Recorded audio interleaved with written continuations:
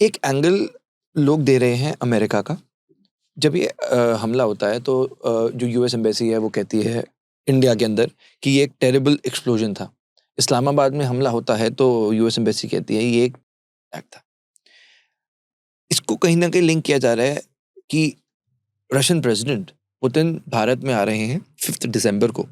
तो ये आ रहा है कि क्या यूएस, ये तो ऑलरेडी पता ही है कि यूएस कंट्रोल कर रहा है। तो आपको लगता है कि इसमें कहीं न कहीं नॉट जस्ट दिस, ये पर्टिकुलर हमले की बात कर रहा हूँ मैं, फ्यूचर में भी क्या आपको लग रहा है कि America in a way is trying to destabilise India? नहीं, America has always destabilised India जब तक उसके इंटरेस्ट पूरे नहीं हुए। हुँ, हुँ।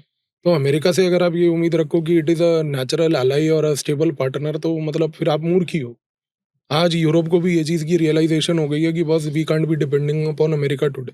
वो अपने रिलेशंस को डाइवर्सिफ़ाई कर रहे हैं, एक जगह पर वो इंडिया को देख रहे हैं, एक जगह पर वो चाइना को देख रहे हैं, डिपेंडिंग अपॉन उनकी क्या प्रोक्लिविटी है। तो ये एक्सपेक्ट करना कि अमेरिका कोई डिपेंडेबल आपका फ्रेंड है या वो है, वो दोनों ही चीज़ें बेकार है। और मेरा मतलब हमेशा से अप्रोच, इनफैक्ट आप तो खैर अब इस चीज़ को देख के समझ ही गए होंगे कि I am one of the person who is not a very positive person on America. America तो जाना भी नहीं है आपने। नहीं, मुझे क्यों जाना है ऐसे नापाक कंट्री में? मुझे लोग कहते हैं आप अमेरिका के खिलाफ इतनी बातें करते हो, वीज़ा नहीं वीज़ा मिलेगा। नहीं मिलेगा। थूक फेंकता हूँ ऐसे अमेरिका की वीज़ा पे। भाई मेरे को तुम फ्री में वीज़ा दे दो, मैं तो नहीं जाता तुम्हारी कंट्री में। जो उखाड़ना है उखाड़ लो, मैं क्यों जाऊँ तुम्हारे यहाँ पे? तुम्हारे जैसा नापाक देश, वो देश जिसने मेरे देश को थ्रेटन करने की कोशिश करी 1971 में कि हम तुम्हारे पे न्यूक्लियर वेपन दाग देंगे। अभी तुम्हारी हैसियत क्या है? क्या औकात है तुम्हारी? कुछ नहीं हो तुम। हमारे यहाँ के पढ़े लिखे एजुकेटेड लोगों को तुम यूज करके आज बने हो जो बने हो।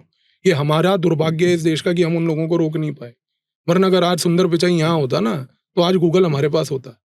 ये तो तुम इस बात की शुक्र मनाओ कि हमारे यहाँ पर कुछ अनफॉर्चुनेट चीजें इस प्रकार की हुई कि जिसकी वजह से ये इतना मास ब्रेन ड्रेन हो गया, जिसका तुमने फायदा उठाया। वरना तुम्हारी कोई हैसियत नहीं है, कोई औकात नहीं है किसी चीज को करने की। You are a nation of criminals, immigrants and thugs, and you have just utilized them for your own welfare and your own benefit. Otherwise the people of America per se have no such IQ as such. अब यहाँ पर लोग counter करेंगे, नहीं comment में लिखेंगे, नहीं देखो इसको ये नहीं पता अमेरिका का ये बिजनेसमैन है। ठीक है, आप जो करना कर लो यार, आपको अमेरिका की दलाली करनी है करो, मैं नहीं करता। Simple as that. और मुझे अमेरिका के वीजा से कोई लेना देना नहीं है। To hell with that country. नहीं जाना ऐसे नापाक देश में। आप मेरे को नहीं चाहिए तुम्हारा वीजा और मैं तुम्हें गाली दूंगा, ये मेरा जन्मसिद्ध अधिकार है, जो उखाड़ना उखाड़ लो, मैं नहीं डरता तुम्हारे से। नापाक देश है यार। मतलब आप चीज को समझो। See there is always a country which is your friend, there is always a country which is just using you. आज हमारा अगर कोई ट्रू फ्रेंड है, हमारा ट्रू फ्रेंड है रशिया, हमारा ट्रू फ्रेंड है फ्रांस, हमारा ट्रू फ्रेंड है इसराइल, हमारा ट्रू फ्रेंड है सिंगापुर। दीज आर कंट्रीज जो यार, जापान, ये आपके साथ एक वैल्यू से जुड़ते हैं। Because these are not countries with that selfish motive कि हमें सिर्फ इसका प्रयोग करना है जब तक हमारा फायदा हो रहा है। राइट। तो अमेरिका को जो करना है करे, मरे वो जाके। फिनलैंड के पीएम का एक इंटरव्यू में देख रहा था तो उसमें ही वाज सेइंग दैट अगर इंडिया रशियन ऑयल ले भी रहा है तो वो इंडिया का डिसीजन है। बिल्कुल। इस पे काउंटर करके ट्रंप ने जब किया ये पूरा जिसमें ट्रंप ने बोला कि आप ये करो वरना मैं आप पे टैक्स लगा दूंगा, जिसके बाद भारत ने उसको कम भी किया। तो आपको लगता है कहीं से, I want to know this that, एक एज एक जियोपॉलिटिकल एक्सपर्ट के नाते, कि क्या ये एक स्ट्रेटेजिक हमारा ट्रंप के साथ हम, कि एक व्यक्ति बेवकूफ़ है तो मैं बेवकूफ़ नहीं बनूंगा, मैं समझदार बनूंगा, इसको हम ऐसा लेंगे, या हम ये बोल सकते हैं कहीं से इंडिया प्रेशर में आया? देखो यार, ये कहना कि इंडिया प्रेशर में आया, अगर इंडिया को प्रेशर में आना होता ना तो पहली बात हम ट्रंप की टैरिफ को आने ही ना देते। ट्रंप ने तो टैरिफ लगाने से पहले सबको खुली छूट दी थी। मेरे को ये आपसे चाहिए, ये दे दो, नहीं टैरिफ लगाऊंगा।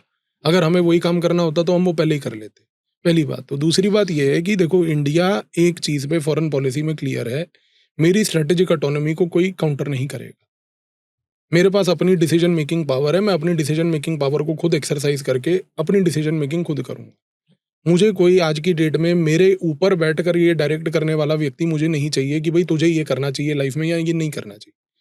तो यहाँ पर जब भी कोई इस प्रकार का व्यक्ति इंडिया की फॉरेन पॉलिसी में हमने इनकाउंटर किया है, we have always rejected such people. And Trump is a temporary phenomena यार। उसको कोई वो अमेरिका का अगले 25 साल के लिए वो नहीं बैठा हुआ वहाँ पर। ठीक है ना। आप ट्रंप का अगले 6 महीने के बाद जो हालत होने वाली है और जो अभी उसकी ऑलरेडी हालत हो चुकी है with the mayor elections and all those things that have happened where they have lost everywhere, that should give an indication कि उनकी क्या हालत चल रही है वहाँ पे। He should focus more on his internal stuff rather than doing all this stuff. बाकी wait for another 2 years, these people are anyway going to go. ठीक है, तो ठीक है, let's see how the things unfold. Do you think Trump आगे continue नहीं कर Trump तो पाएंगे? वैसे ही नहीं कंटिन्यू कर सकता, उसके 2 टर्म पूरे हो गए, constitutionally is not allowed to do that. वो बेवकूफ से जेडी वेंस को खड़ा कर देगा, वो जिसकी आंखें करता रहता है, वो पागलों की तरह सूरमा लगा के आता है जो, वो सूरमेदार को बनना है तो बन जाए, देख लेंगे कि कितनी उसको वहां पे पॉजिटिविटी मिलती है। तो सूरमेदास का अभी कुछ नहीं होने वाला है, तो as of now the things are that stretcher